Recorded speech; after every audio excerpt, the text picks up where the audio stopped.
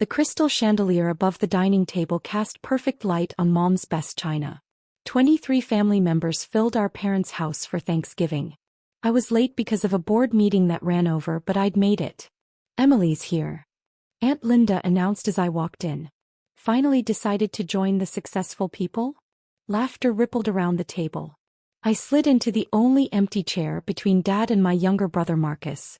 We were just discussing Marcus's promotion, Mom said, beaming. Regional Vice President at 32. Can you imagine? Congratulations, I said genuinely. Marcus smirked. Thanks.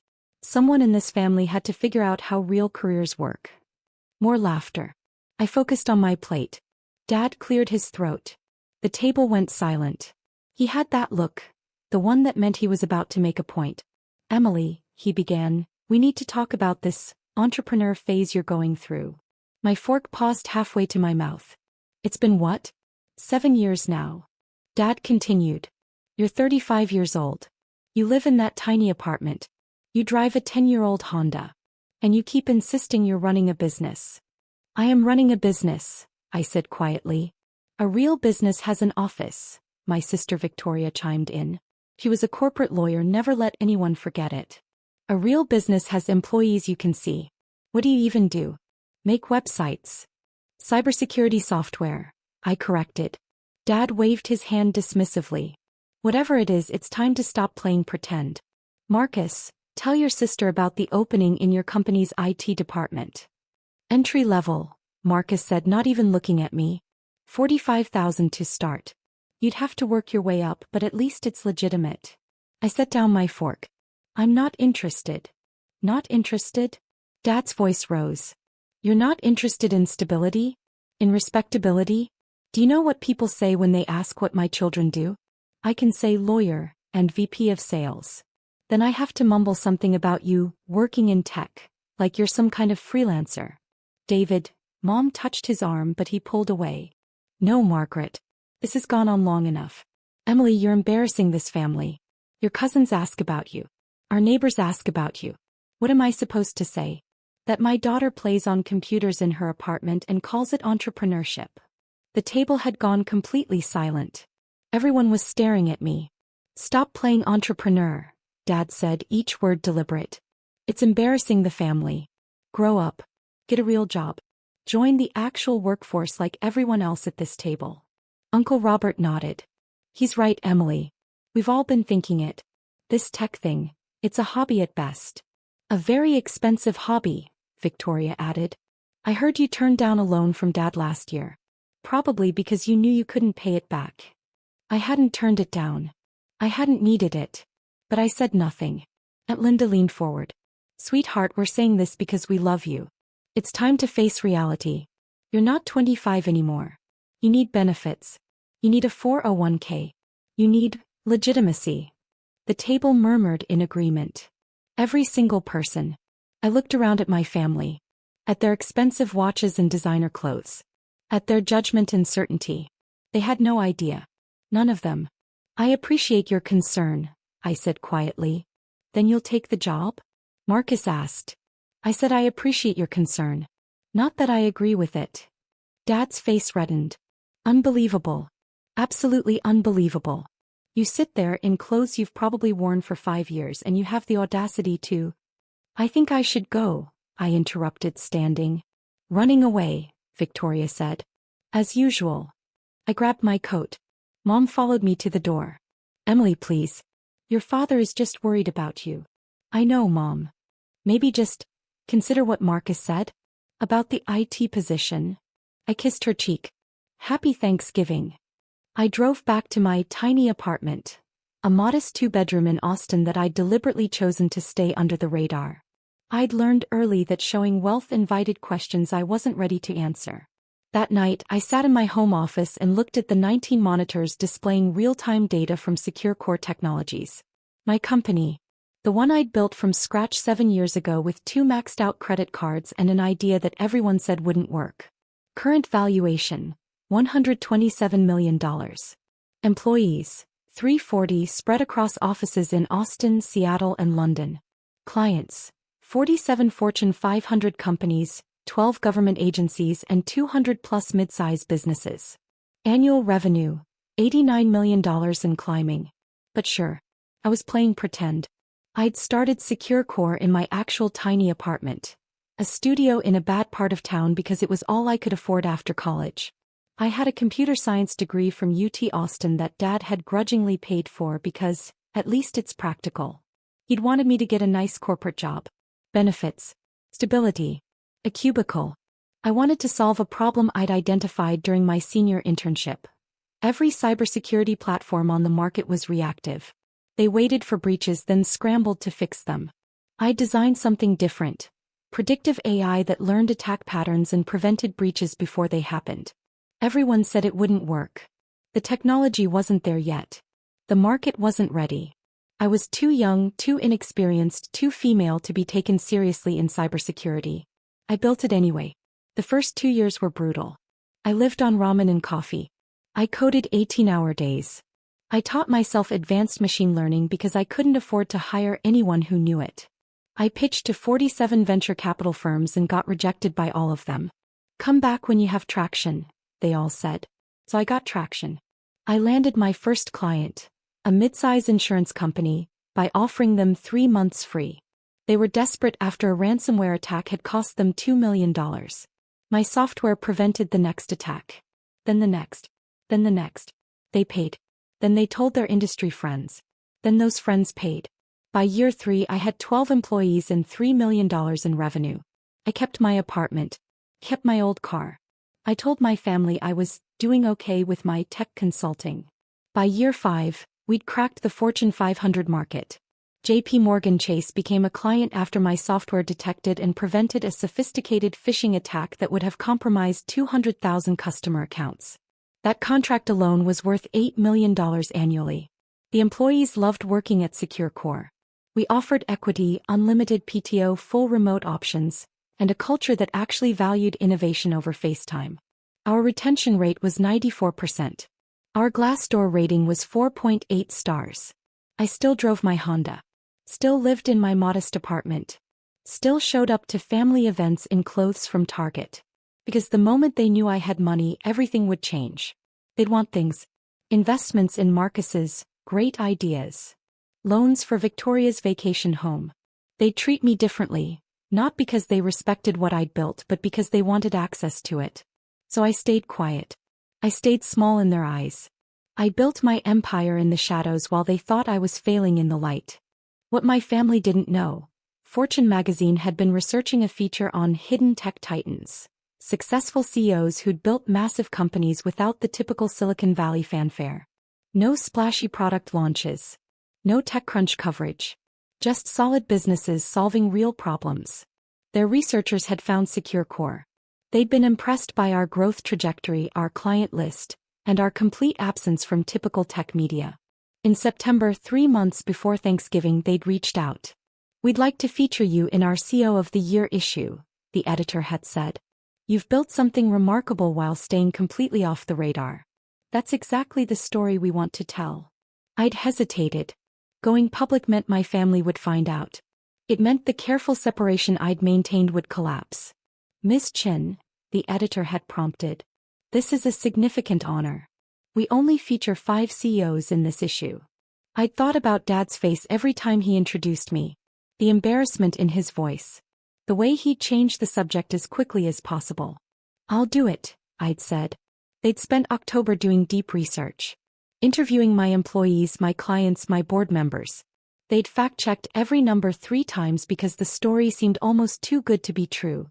35-year-old woman builds $127 million cybersecurity empire, completely bootstrapped, while her family thinks she's barely getting by.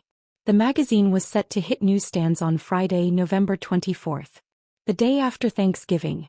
They'd called Wednesday night, the night before Thanksgiving, to confirm final details. I'd been packing to drive to my parents' house. "Just so you know," the editor had said, "we're incredibly excited about this piece. The photography came out beautifully. You're going to be on the cover." My hands had frozen on my suitcase. The cover. Absolutely. The Secret CEO. How Emily Chin built a $127 million empire while everyone thought she was failing. It's going to be massive. I'd sat down hard on my bed. Cover. Not just a feature buried on page 87. The actual cover of Fortune magazine's CEO of the Year issue. Ms. Chin? Is that okay? Yes, I'd managed. That's fine. Great. The issue goes live online at 6 a.m. Eastern on Friday. Print copies will be in stores by 8 a.m. We'll email you a PDF Thursday night so you can see it before it goes public. I'd thanked her and hung up.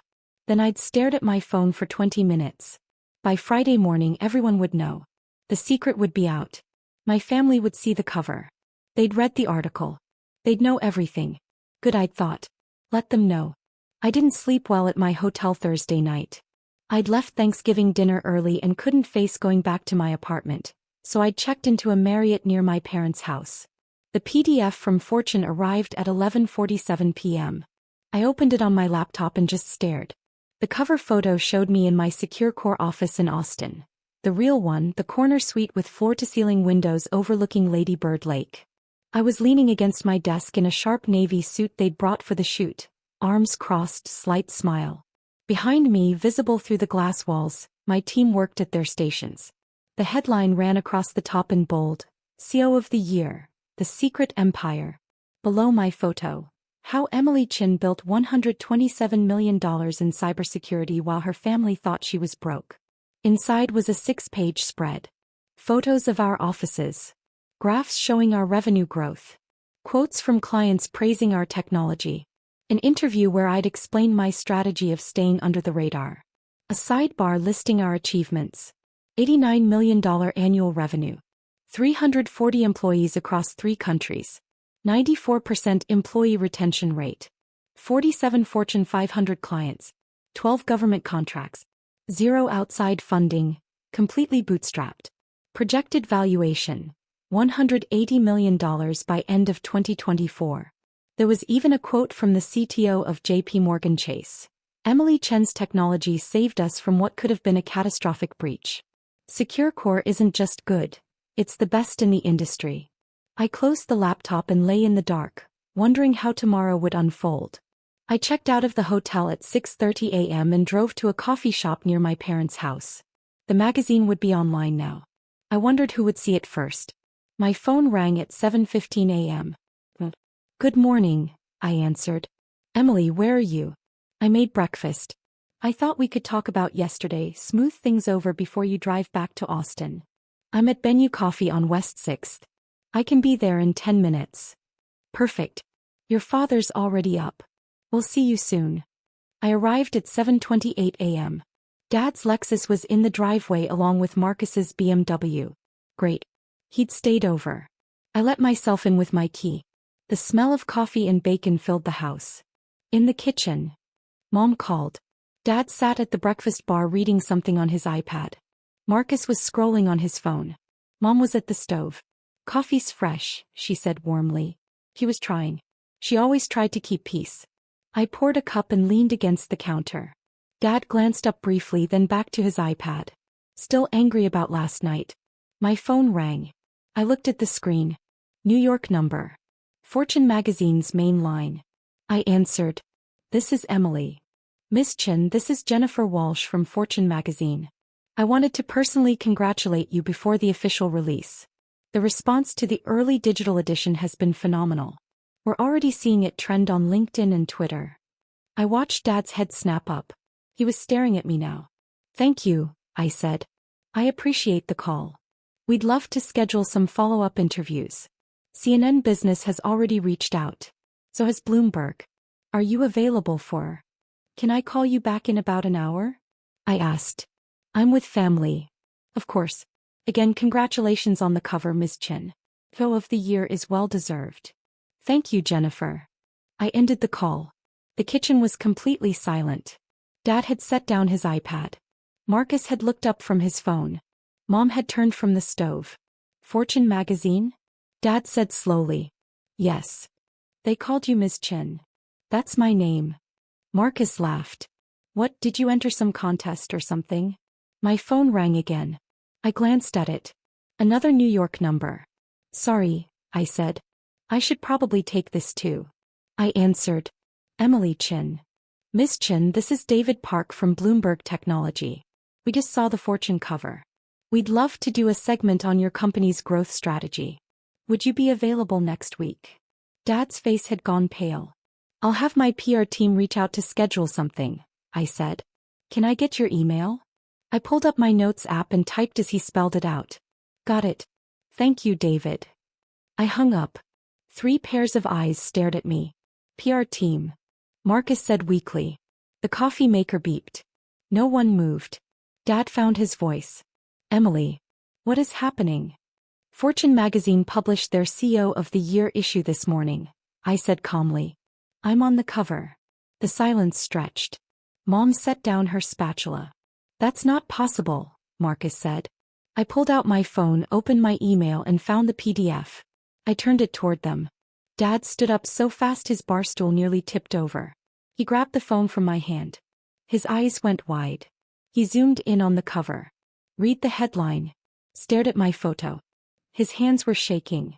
127 million, he whispered. Current valuation, I confirmed. We should hit $180 million by year end. Marcus snatched the phone. His face went through several colors as he scrolled through the article. 340 employees, he read aloud. Offices in Austin, Seattle, and London. 89 million in annual revenue. He looked up at me. This is fake. This has to be fake. It's not fake, I said.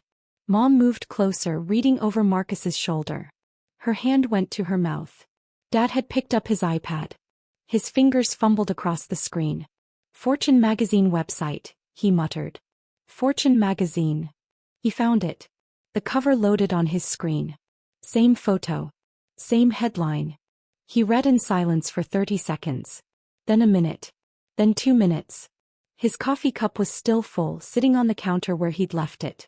His hand moved toward it automatically, not looking, still reading. He knocked it over. The ceramic shattered on the tile floor. Coffee sprayed across the white cabinets. No one moved to clean it. Dad just stared at his iPad, at my face on the Fortune magazine cover, at the shattered cup at his feet. Dad, I said quietly. He didn't respond. He kept reading. His face had gone from pale to red. Marcus was scrolling frantically on his phone now. It's everywhere, he said. LinkedIn, Twitter. TechCrunch just posted about it. Fortune names Emily Chin CEO of the Year for building secret $127 million empire. He looked at me with something between shock and horror. How is this possible? I've been building it for 7 years, I said. You all knew I ran a tech company. You just assumed it wasn't successful. You drive a Honda, Mom whispered. I like my Honda. You live in a tiny apartment. It's adequate for my needs. You dress like, she stopped herself. Like I don't have money? I finished. I know. It was intentional. Dad finally looked up from his iPad. Intentional. Yes. You intentionally let us think you were failing. I let you think whatever you wanted to think. I never lied. You all just made assumptions. Assumptions. Dad's voice rose. You sat at that table last night while he couldn't finish the sentence. While you told me to stop playing entrepreneur, I said quietly. While you said I was embarrassing the family. While everyone agreed I needed to grow up and get a real job. The silence was deafening. Marcus was still scrolling. There's a quote here from the J.P. Morgan Chase CTO. Emily Chen's technology saved us from what could have been a catastrophic breach. He looked up. You work with J.P. Morgan Chase? They're one of 47 Fortune 500 clients, I said.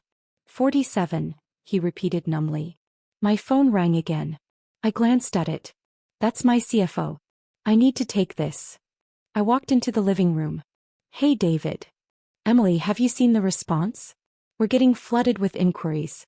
The website crashed twice from traffic. I've had 12 acquisition offers already and it's not even 8 a.m. How much? The highest is $340 million. Some private equity firm out of Boston. I told them we're not interested in selling, but we're not, I confirmed. Tell them thanks but no thanks. What else? 3 more Fortune 500 companies want demos. The Department of Defense called. Apparently they saw the government contracts mention and want to discuss expansion. Oh, and you're trending on Twitter. Number 3 in the US. I walked to the window. I could see Dad and Marcus in the kitchen both staring at screens. Mom was crying quietly, holding a dish towel.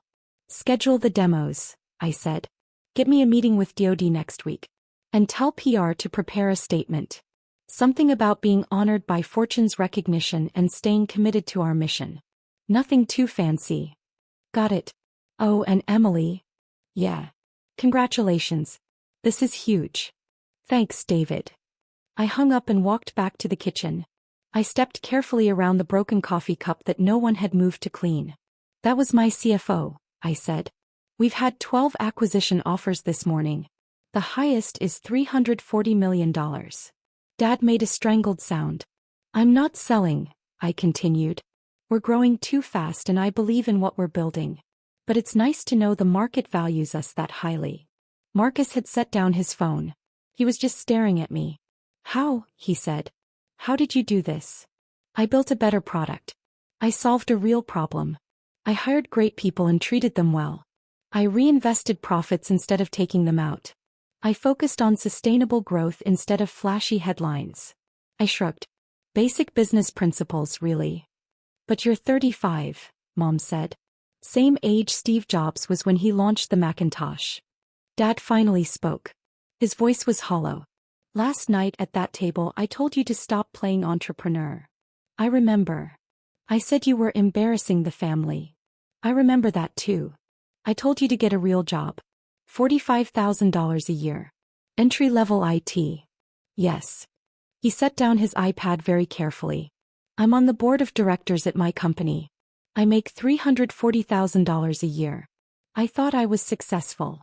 You are successful, Dad. You make more in a month than I make in a year.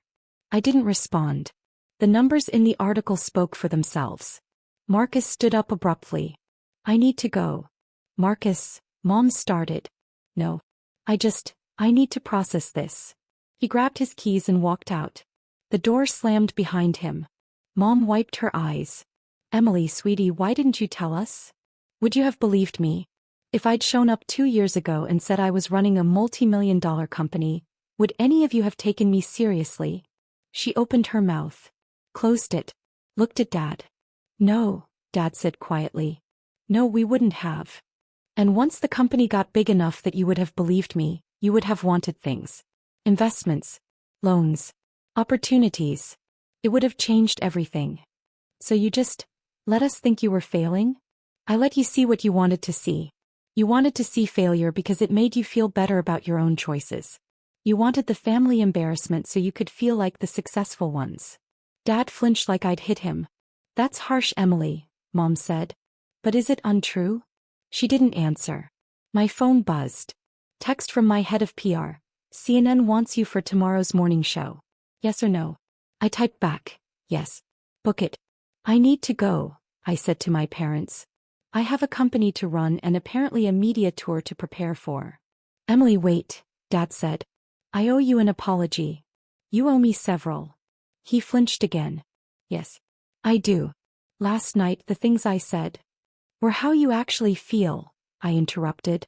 You didn't say anything last night that you haven't been thinking for 7 years. You just finally said it out loud. I was wrong. Yes. You were. I'm sorry. I looked at him.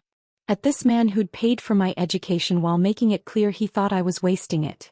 Who'd introduced me at parties as our daughter who works in tech, with embarrassment in his voice. Who'd offered me a $45,000 entry-level job last night like he was doing me a favor. I appreciate the apology, I said. But I think we both need some time. Time. To figure out what our relationship looks like now that you can't pretend I'm the failure of the family. His face crumpled. Mom started crying harder. I walked to the door. Turned back. For what it's worth, I never wanted to embarrass you. I just wanted to build something meaningful. Something that mattered. I did that. Whether you're proud of it or not doesn't change what I've accomplished. I left them standing in their kitchen with broken coffee cup pieces still scattered across the floor. The Fortune cover changed everything. By Monday I'd done interviews with CNN, Bloomberg and CNBC. TechCrunch ran a deep dive on Secure Core's technology. Forbes published a follow-up piece on why Emily Chen's stealth success matters. The story wasn't just about the numbers. It was about the why. Why I'd stayed hidden. Why my family hadn't known. The article's author had captured something that resonated with people. The idea that success doesn't always look like what we expect it to look like. My LinkedIn exploded. I gained 50,000 followers in 3 days. My DMs filled with messages from other entrepreneurs who'd been dismissed by their families. From women in tech who'd been told they couldn't build companies. From people who'd been underestimated and had quietly proved everyone wrong. The acquisition offers kept coming. By Wednesday we'd received 47 of them. The highest was $680 million. I turned them all down. Marcus called on Tuesday. Can we talk? We met at a coffee shop halfway between his office and my apartment. I've been thinking about what you said, he started. About us wanting you to fail so we could feel successful. And you were right. He stared into his latte. When you showed up in your old car in your Target clothes, it made me feel good. Like I'd made the right choices and you'd made the wrong ones. Like I was the smart one. And now I realize I'm the regional VP of a company someone else built. I make good money. I have a nice title. But you actually built something. You created something from nothing. You have 340 people who depend on you. You're solving real problems. Your job matters too, Marcus. Does it? He laughed bitterly. I push papers and manage sales territories. You're literally protecting the financial data of millions of people. Different roles. Both necessary. He looked up at me. I'm sorry. For last night. For every family dinner before that. For every time I made you feel small so I could feel big. I accept your apology. Can I ask you something? Sure. The entry-level IT job I offered you. $45,000. What do you actually make? I thought about not answering. Then decided he'd earned the truth. I took a $180,000 salary last year. But my equity stake is worth about $68 million at current valuation. He set down his cup carefully. Jesus. I kept the salary modest. I wanted most of the value to stay in the company, and I made sure my early employees got good equity packages. The wealth takes care of itself if you build something that matters. 68 million, he repeated. Paper value, I clarified. I don't think about it much. It's just numbers until you actually sell. We talked for another hour. Really talked maybe for the first time since we were kids. He told me about the pressure he felt to keep climbing, to keep impressing Dad. I told him about the loneliness of building something while everyone thought you were failing. When we left, he hugged me. I'm proud of you, sis. I should have said that years ago. Dad called on Friday. Can I take you to dinner? We met at Jeffrey's, the nice steakhouse he always went to for celebrations. He stood when I arrived, pulled out my chair, waited for me to sit before sitting himself. Formal. Nervous. Thank you for coming, he said. Of course. We ordered. Made small talk about the weather, about Austin traffic. Then the food arrived and he set down his fork. I've been doing a lot of thinking this week, he said. About what kind of father I've been to you. I waited. I thought I was helping.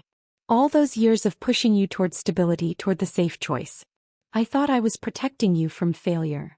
I know. But I wasn't protecting you. I was protecting myself. From the fear that you'd fail and it would reflect poorly on me. From the fear that you'd succeed in a way I didn't understand and it would make me feel small.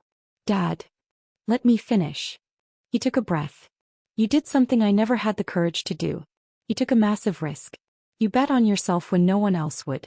You built something extraordinary. And instead of being proud, I was threatened. You wanted me to be successful, I said. Just on your terms. Yes. And when you insisted on your own terms, I decided you were failing instead of admitting I didn't understand what you were building. The restaurant hummed with quiet conversation around us. I read the Fortune article 3 times, Dad continued. There's a section where they interview your employees. Do you know what they said about you? I haven't read it all yet. They said you're the best boss they've ever had. That you remember their kids' names. That you shut down the office for a week last Christmas so everyone could be with family. That you cry when you have to let someone go, even when it's necessary. His voice cracked. They said you built the kind of company you wished existed when you were starting out. I felt my own eyes getting wet. I'm so proud of you, Emily. Not because of the money or the magazine cover. Because you became exactly who you wanted to be, and you did it without compromising who you are. Thank you, Dad. Can you forgive me? For not seeing it? For not believing in you? I reached across the table and took his hand. There's nothing to forgive. You did what you thought was right. You can't help what you don't understand. I want to understand now. Then ask questions. Visit my office. Meet my team. Let me show you what I built. He squeezed my hand. I'd like that. We finished dinner talking about Secure Core. I explained the technology in terms he could understand. Told him about our biggest challenges and proudest moments. He asked smart questions. Really listened. When we left, he hugged me in the parking lot. I love you, kiddo. I should have said that more. I love you too, Dad. Secure Core hit $180 million valuation right on schedule. We landed the Department of Defense contract. $34 million over 3 years. Forbes named me to their 30 under 40 list. We opened a 4th office in Singapore. I bought a nicer apartment. Kept the Honda though. Still wore Target clothes most days, though I had a few nice suits now for media appearances. My family came to the office opening in Singapore. All of them. Dad, Mom, Marcus, Victoria, even Aunt Linda and Uncle Robert. They met my team. Saw the operation. Watched how we worked. Victoria cornered my general counsel and peppered him with questions about our legal structure. Marcus spent an hour with my head of sales talking strategy. Dad just walked around with this expression of wonder on his face. At the celebration dinner, Dad stood to give a toast. 7 years ago, he said, my daughter started a company in a tiny apartment with nothing but an idea and a maxed-out credit card. I told her she was wasting her time. That she should get a real job. That she was embarrassing the family. The room had gone quiet. I was wrong about everything, he continued. Emily didn't need a real job. She created 340 of them. She didn't embarrass the family. She taught us what real courage looks like. She didn't waste her time. She changed an entire industry. He raised his glass. To Emily, who saw what was possible when the rest of us could only see what was safe. I'm sorry I didn't believe in you sooner. But I believe in you now. Everyone drank. I stood and hugged him, and this time I let myself cry a little. Later Mom pulled me aside. You know what I regret most? What? All those years you were building this, you did it alone. You didn't tell us because you didn't think we'd support you. And you were right not to think that. She touched my face. I'm sorry you had to be strong without us. I had people, I said. My team. My mentors. My friends who believed in me. I know. But we should have been in that group. We should have been your first believers, not your last. You're here now. That's what matters. She hugged me tight. I'm so proud of you, baby. So incredibly proud. People ask me now in interviews and at conferences, why did you hide your success? The real answer is complicated. Yes, I wanted to avoid my family's judgment and demands. But I also wanted to prove something to myself. That I could build something meaningful without anyone's approval or support. That I could succeed on my own terms in my own way. The Fortune cover didn't make me successful. I was already successful. It just made my success visible. And that's the thing about playing entrepreneur. You're not really playing. You're building. You're risking. You're betting everything on an idea that might fail. The people who dismiss you, who tell you to stop playing and get a real job, they're operating from fear. Fear of risk. Fear of failure. Fear that you might actually succeed in a way they can't understand or control. So you smile. You keep working. You build your empire in the shadows. And one day Fortune magazine calls your name. And your dad's coffee cup shatters. And everyone who thought you were failing finally sees what you built while they weren't looking. That's not playing. That's winning.